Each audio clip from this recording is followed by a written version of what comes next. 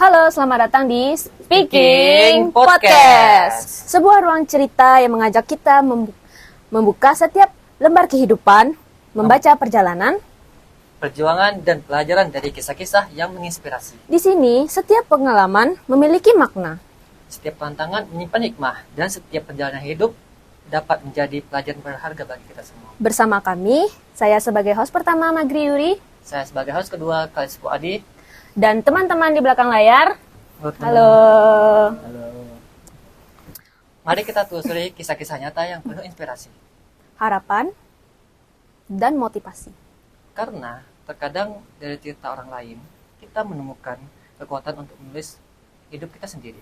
Pada kesempatan ini kita bersama narasumber hebat kita yang akan membagikan kisah-kisah kepada kita semua, yaitu kepada Bapak Edi Satria, SSN, MSN. Selamat siang Bapak. Selamat siang. Terima kasih telah datang ke podcast kami kali ini. Sebelum kita lanjutin ya Pak, Ya. Biar lebih nyantai gitu Pak. Ya. Bapak punya galau lain nggak? Gala. Gala. Ya. Malu lah ada orang awal. Ya. Gala, ya nama kan sudah jelas ya. Kalau di panggung tuh saya sering dipanggil dengan Gala Mak Hitam. Pak Ita. Kalau bahasa Inggrisnya Black Ankle. Black Ankle. Oke. Bahasa gaulnya ya. Saya panggil kakak ini panggil apa ini? Biar gaul juga gitu. Hai, wadah ya. Ya. Oke. Sebelum lanjut nih Mak Hitam, Ya. bisa nggak Mak Hitam ceritakan sedikit gitu biografi Mak Hitam sendiri? Dari sekarang dosen nih, Ya. terus dahulunya seniman. Oh. Berarti yang diceritakan kesenimanannya ya. Ya, kesenimanannya. Baik, saya dulu tuh terlahir dari kedua orang tua ya. Ya, saya lahir dari orang tua. Kemudian saya memiliki 6 orang kakak beradik. Saya adalah anak yang paling bungsu, 3 perempuan, 3 laki-laki. Saya dulu sudah mengenal seni ini semenjak saya duduk di kelas SD. Ketika itu, kalau ada guru nyuruh nyanyi, goyang-goyang, saya selalu muncul. Nah, itu.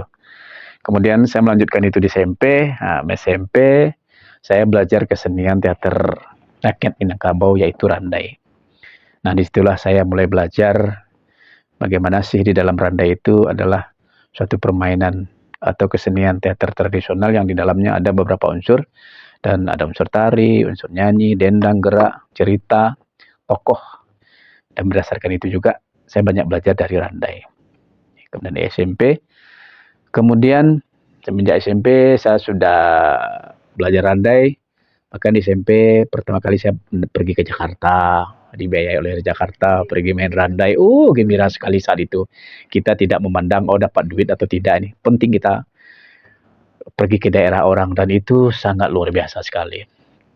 Hasil dari bakat saya itu, saya melanjutkan studi saya itu di sekolah SMK 7. Sekarang itu dulu namanya SMKI Negeri Padang.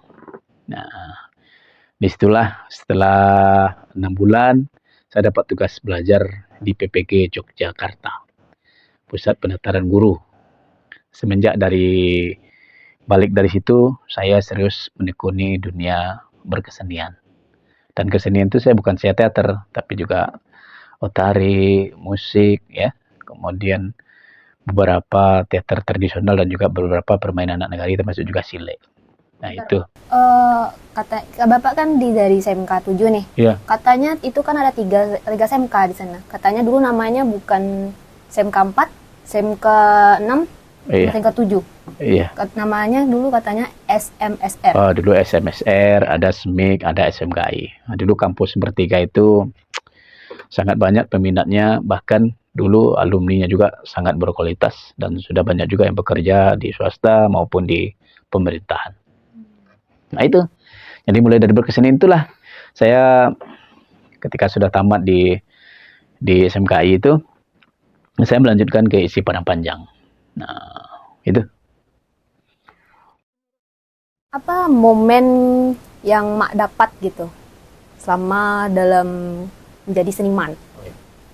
Selama menjadi seniman banyak sekali ya yang saya dapat, terutama manfaatnya gitu. manfaatnya saya banyak bisa kenal dengan orang-orang hebat seperti kalian, anak-anak ini. Ini memang orang hebat ini. Saya bisa berkenal dengan artis, baik lokal ataupun nasional. Kita bisa dekat sama pejabat, baik pejabat nagari ataupun pejabat pemerintahan yang lebih besar kabupaten, kota, dan provinsi, dan juga pemerintah pusat. Nah, itu nikmatnya. Kita banyak dikagumi orang, kita banyak disukai oleh orang. Baik, Mak. Ada tidak, Mak, kalau misalnya seseorang yang membuat Mak termotivasi untuk Berkesenian sungguh-sungguh ya? ya, Iya. sesungguhnya. Oh ya. Jadi kalau motivasi ada ya.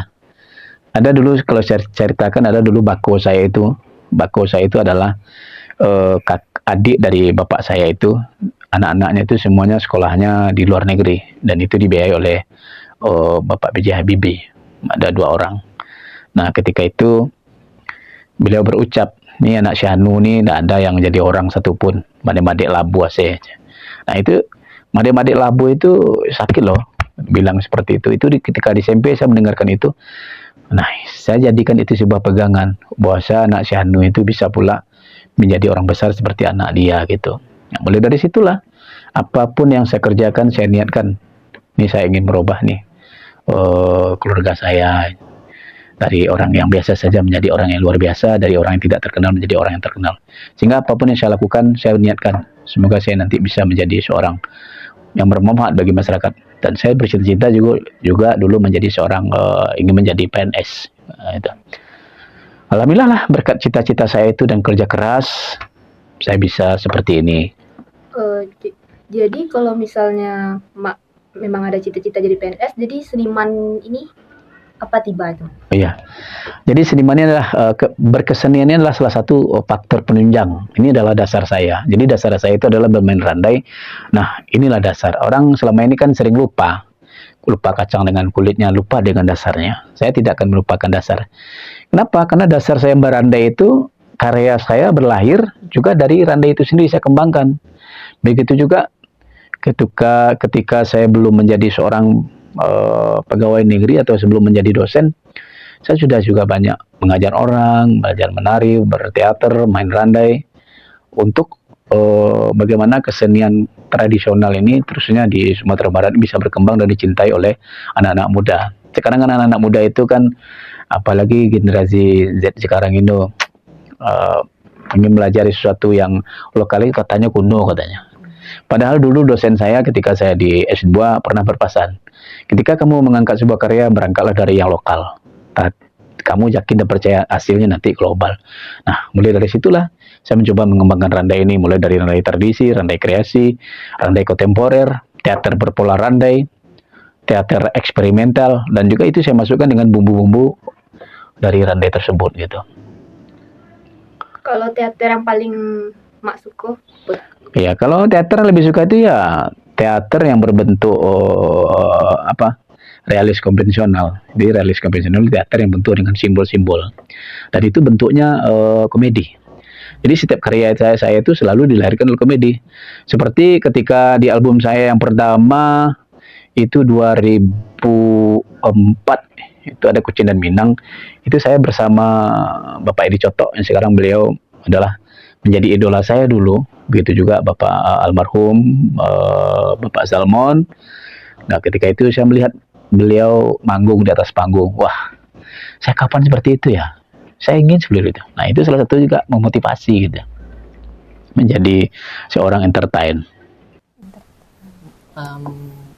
Mak, apa karya Mak yang pertama kali bikin kesan yang dalam bagi diri Mak sendiri? Oh iya. Karya yang pertama itu ketika kuliah sudah banyak ya karya.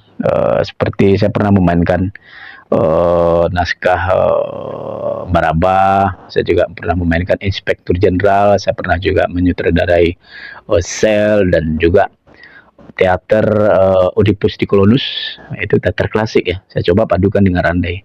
Itu alhamdulillah. Nah, ketika di dunia entertain, nah itu album saya yang meledak itu, yang viral bahasa sekarang itu 2007. Di situ album atau karya saya itu adalah karya album komedi Minang yang berjudul album Langkok-Langkok, yang dimana dua diantaranya adalah mahasiswa isi Padang Panjang juga ada di situ. Nah, kalau nama beliau Romi Effendi alias Mak Lepoh, kemudian ada John Cakra. Nah, itulah talenta-talenta yang dilahirkan oleh isi Padang Panjang. Buktinya sekarang mereka bisa menjadi inspirasi buat generasi muda, terutama dia masuk ke isi Padang Panjang. Kawan-kawan Mak tuh masih ada? Dia masih eksis. Kemudian sekarang beliau menemukan jalannya sendiri-sendiri. Seperti Malepo dia juga sudah menjadi produser juga, Cakra dengan Selawai Dulangnya juga. Itu juga rekan perempuan kita tuh ada Etek Labi yang sekarang berdomisili di Kota Padang. Ada satu pertanyaan Mak. Prinsip yang paling kuat saat ini Mak pegang? Prinsip? Ya, prinsip itu mengerjakan sesuatu harus dengan serius dan kemudian disiplin waktu. Kenapa? Ketika kita mengerjakan sesuatu dengan setengah-setengah atau separuh-separuh, saya yakin hasilnya juga separuh-separuh. Karena itu juga melambangkan sebuah proses. Nah, kembali ke cerita saya tadi. Di 2007 itu adalah puncak tenar saya gitu. Ternyata saya berpikir, ini yang saya tahun 90-an saya belajar, kemudian sampai di tahun 2004 saya tamat S1, kemudian 2011 tamat S2, baru saya ngecapnya itu 2007. Ini hasil pencariannya selama ini. Saya sungguh-sungguh, saya kemudian mendisiplinkan waktu untuk apa yang saya cita-citakan.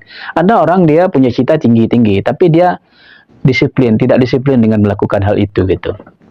Kemudian juga ketika kita memimpikan sesuatu, kalau bahasa Minang kan rasian paminan lalo, kecimpuang paminan mandi. Kenapa kita nyenyak tidurnya? Karena kita bermimpi. Nah, ketika saya bermimpi itu saya ingin juga wujudkan mimpi saya ini di alam nyata, bukan di alam maya. Alamnya teratung-katung, tidak jelas gitu. Nah, maka dari situ kita harus bekerja keras. Kemudian ada yang motivasi selain dari keluarga, kemudian prinsip. Kita tidak akan bisa merubah diri kita kalau tidak kita sendiri.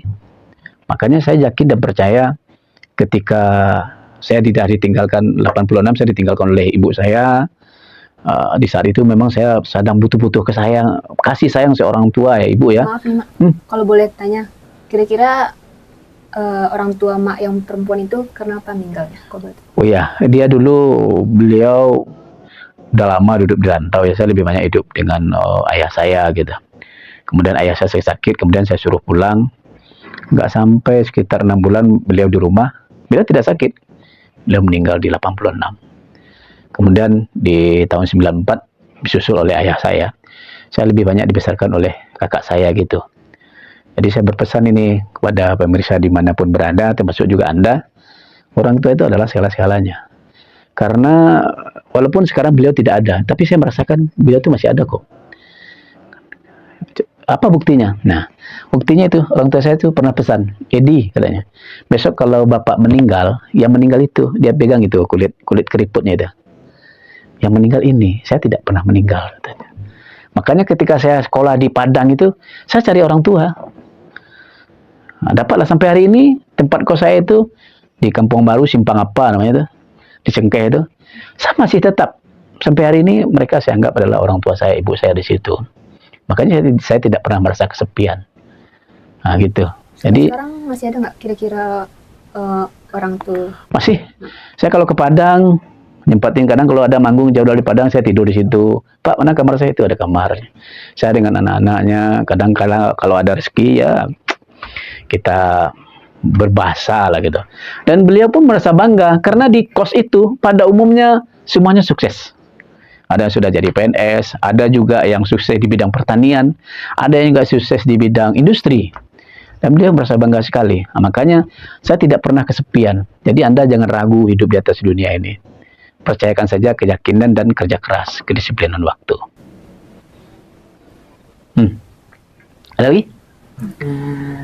Pada saat emak mengalami ditinggal oleh kedua orang tua emak, apakah ada terpikirkan untuk membuat karya dari hal itu, Mak? Oh iya.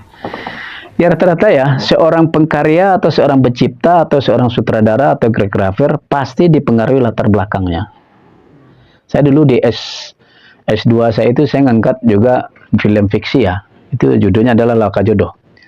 Laka Jodoh itu menceritakan seorang mama, yang mana mama ini sudah 20 tahun tidak pernah pulang.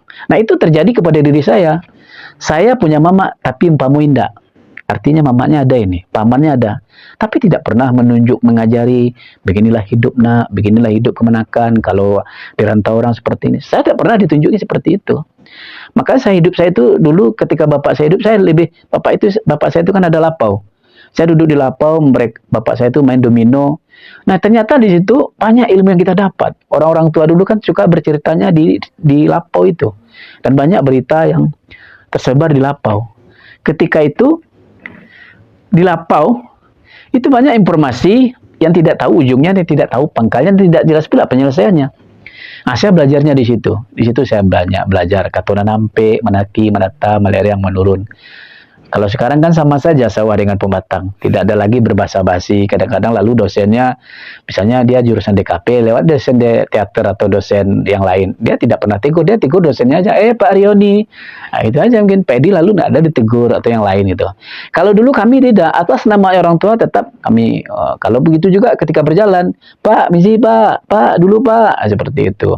Nah, di situ saya banyak belajar di lapau. Nah, latar belakang, lapau, itu juga menjadi sebuah konsep dari garapan saya itu. Saya juga pernah memenangi, ada lomba dulu, lomba celoteh lapa itu. Saya juga pernah 3 kali. Sekarang trofinya ada di rumah itu. Jadi banyak bentuk lomba yang saya ikuti. Kemudian juga ada festival tingkat nasional, festival media tradisional. Nah, festival media tradisional itu diadakan oleh Dinas Perhubungan pusat ya, di Solo ketika itu. Nah, itu ada pekan apresiasi media tradisional. Nah, itu berangkatnya dari kesenian randai. Nah, saya mengangkat randai ini, bagaimana orang bisa tahu nih loh randai itu. Saya mengangkatnya dengan bahasa Indonesia. Saya memasukkan di dalamnya ada unsur. Saya masukkan ada lagu India di dalam. Kemudian saya coba masukin ketika di 2011 itu, ketika itu ada viral dulu. Anda ini masih ingat nih, Smash. Nah itu saya jadikan lagunya itu saya modifikasi dengan Tepuk Kalembong. Alhamdulillah ketika itu mendapat 2 kategori, terbaik 2 dan sutradara terbaik. Kemudian berlanjut itu sekitar 2011, 2014, 15 sampai 16. Itu rata-rata kita dapat semua. Itu sutradara terbaik saya 4 kali dapat. Mak. Ini kan kita mau nanyain soal randai tadi. Yeah. Randai itu bentukannya gimana sih, Mak? Oh, yeah. Bisa dijelaskan, Mak? Kalau randai itu bentuknya ya kesenian tradisional yang bentuknya melingkar. Yang dimana ada diiringi gerak, kemudian ada cerita, kemudian ada gurindam, ada dendang. Ya. Nah, itu menariknya. Jadi saya memadukan. Nah, itu dari background saya itu karena randai saya memasukkan unsur randai. Kemudian ketika itu juga Anda masih lihat dengar lagu India Norman Kamaru? Cahaya, cahaya, cahaya, cahaya, cahaya, cahaya. Itu saya masukkan di dalam unsur randai saya. Sehingga penonton itu tepuk tangan. Alhamdulillah. Nah, kita mendapatkan itu. Di randai itu adalah satu bentuk teater tradisional yang dimainkan secara bersama-sama. Gitu. Ini pertanyaan menjurus kepada kesenimanan daripada ke dosen saya ini. Nah. Tapi kan awalnya kan dari seniman gitu ya, iya. Lanjut nih yang ke dosennya nih, Mak. Dosennya, ya. Jadi 2000 sebelum saya bercerita ini, jadi tantangan dan hambatan itu selalu ada dalam kehidupan, dan itu saya menjadikan motivasi. Pengalaman kegagalan itu adalah keberhasilan yang tertunda. Tapi ada juga orang gagal kemudian dia patah harang, dia tidak mau lagi bangkit. Udahlah, sampai semester 4 aja lah kuliah lah. Udahlah nggak seperti itu. Jadi kita tetap apapun cobaan, rintangan cita-cita Anda kini mau ke sini itu ngapain gitu. Anda kuliah di Isi Barang Panjang jurusan DKV yang Anda ambil, Anda ngapain ngambil jurusan itu gitu. Mau jadi apa Anda gitu. Jadi prinsip itu yang penting. Jadi ketika prinsip Anda sudah, saya mau jadi ini, saya nanti akan seperti ini gitu. Dan kemudian Anda jangan fokuslah satu ilmu, tapi kuasai. Pelajari ilmu-ilmu, apalagi di Isi Barang Panjang ini ilmu seninya kan banyak itu. Anda boleh aja belajar menari, Anda boleh aja main teater, film, dan segala macam itu. Tiangnya Anda sendiri gitu. Jangan suka, kalau kita seniman ini, jangan suka ngelamun. Lebih banyak kita berbicara. Jadi orang seniman ini dia lebih cepat akrab dengan siapa saja. Kalau saya itu, di mana saja saya duduk itu, kalau saya nggak dicubit sama istri saya ngomong aja itu. Saya pengen tahu lagi, nah, gitu. Kalau menurut Mak, kalau misalnya ada orang nih Mak, dia tuh kayak gimana ya, ngomong tapi dia tuh ngomongnya tuh kayak susah gitu Mak gitu. Gimana? Ya, public Gimana speaking. ya? Ya, public speaking ya. Nah, ini salah satu bentuk ini mata kuliah public speaking ya. Iya. Nah, makanya bolehlah belajar ngomong teman sendiri. Gak apa kita banyak usil-usil, tapi usilnya lebih baik ya. Bercandain teman, biar mulut kita ini enak ngomongnya gitu. Nah, kemudian kan ada juga orang salah ucap, salah ngomong. Itu karena gara-gara Anda kurang berbicara, kurang komunikasi dengan teman. Akhirnya, saya ngomong apa lagi ya? Kayaknya kehabisan konsep. Kalau seniman tuh dia tidak pernah kehabisan konsep. Dia idenya apa aja ada itu. Kalau di Minang, kalau saya tampil itu salah, misalnya, itu salah itu jadi uki ya. Bukan kalau misalnya kita podcast nih, kita salah cut, gitu kan. Tapi kalau di seniman pertunjukan, salah itu kita lanjut. Dan itu tidak berkesan, tidak jelas. Kalau di Minang, mengabik, membuhu tidak mengasan namanya. Dia tetap jalan terus gitu. Coba berikan pesan yang cukup kuat untuk penonton Mak. Oh iya. Supaya mereka tahu gitu Mak. Iya, jadi penonton, anak-anak, kemenakan, atau mahasiswa, siapa saja lah. Saya hari ini di sini bukan karena saya hebat atau sudah berhasil apa yang sudah saya sampaikan, tidak. Saya sampai hari ini masih belajar. Kenapa? Sampai hari ini saya masih saja merasa kurang gitu. Kenapa? Cita-cita saya itu tidak hanya terkenal menjadi seorang yang, kalau di dunia keartisan tidak hanya sekitar Sumatera Barat saja. Kita juga ingin kenal nasional ataupun internasional. Karena ada juga istilah Minangkabau itu, mau kuah bayang-bayang sepanjang badan katanya. Singan mah kemampuan Wak, singan itu aja lah. Kita boleh berucap. Ucap itu adalah doa. Sampai tidak sampai nanti Tuhan yang ngatur semua itu. Yang penting, pertama kita harus berusaha dulu. Kemudian sungguh-sungguh. Kemudian tekun dengan apa yang sudah kita pelajari selama ini. Percaya dan yakinlah. Kemudian kalaupun ada problem, masalah, itu kita anggap ini untuk memotivasi. Sebagaimana yang sudah saya ceritakan tadi. Di Minang itu ada 3 patah ya. Ada patah tabu, ada patah harang, ada patah-patah. Kalau sudah patah harang, itu nggak bisa lagi disambung gitu. Habis, sudah mati dia. Kalau patah-patah mungkin juga bisa kita satukan. Nah, jadi kalau oleh patah tabu, Anda pernah dulu tenggelam, Anda dulu pernah merasakan sesuatu, sudah frustasi, nggak mungkin lagi, bisa diperbaiki lagi. Nah, gitu. Jadi motivasinya pertama kita disiplin, kerja keras, kemudian mau berkorban apa yang ingin kita cita-citakan gitu. Oke Mak, ini pertanyaan terakhir nih Mak. Bisa tunjukin teater Mak sedikit kepada penonton gitu, supaya membekas di podcast kali ini. Iya, kalau bakat saya itu Anda boleh saja lihat di podcast saya. Saya juga, sekarang kan medianya sudah canggih ya, ketimbang saya dulu. Saya dulu kalau untuk di TV, bisa keluar di TV ini masuk di TVRI dulu. Itu sangat luar biasa. Sekarang medianya sudah banyak ya. Media medsosnya itu ada Instagram, ada Facebook, ada YouTube, ada TikTok. Nah, rata-rata karya saya banyak sekarang di situ gitu. Kalau dulu di zaman VCD, kita syuting dulu, kemudian dirender dulu, diedit dulu, kemudian dulu sensor dulu, baru di order, baru dibuat. Sekarang enggak.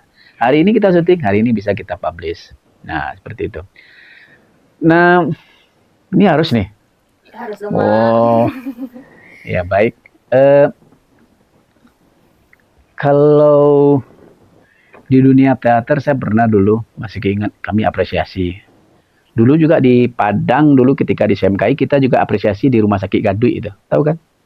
Rumah Sakit Gadui itu rumah sakit orang gila. Kita pernah ke sana. Nah, kita masuk, kita jadi orang gila juga. Karena kita ingin mempelajari ilmu gitu. Ya. Jadi kalau mempelajari kita betul-betul masuk. Nah, tapi ingat, ini Anda jangan salah pikir. Anda juga orang berpikir, jadi kalau Tidak seperti itu, jangan salah ya. Itu kita apresiasi, oh seperti ini ya, seperti ini, seperti ini. Nah, jadi kita cobakan. Kemudian ada di aula vokal, ada nama mata kuliahnya itu apresiasi. Anda pernah lihat orang jual obat? Pernah ya? Ya, bagaimana orang jual obat dan bisa menarik penonton dari orang berjalan, kemudian mereka berhenti. Anda tahu apa yang dia jual? Anda tahu apa yang dia jual? Apa tuh, Mak? Ya, mereka bukanlah jual obat, tapi yang dia jual itu adalah cerita. Nah, ini ceritanya seperti ini.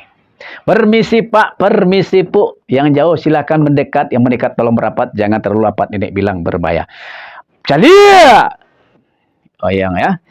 Bismillahirrahmanirrahim ya. Ini hari saya punya anak sebelum saya potong dia punya badan, sebelum saya hilangkan dia punya nyawa. Permisi Pak, permisi Bu. Kalau ada yang punya ilmu tolong simpan ilmu Bapak baik-baik.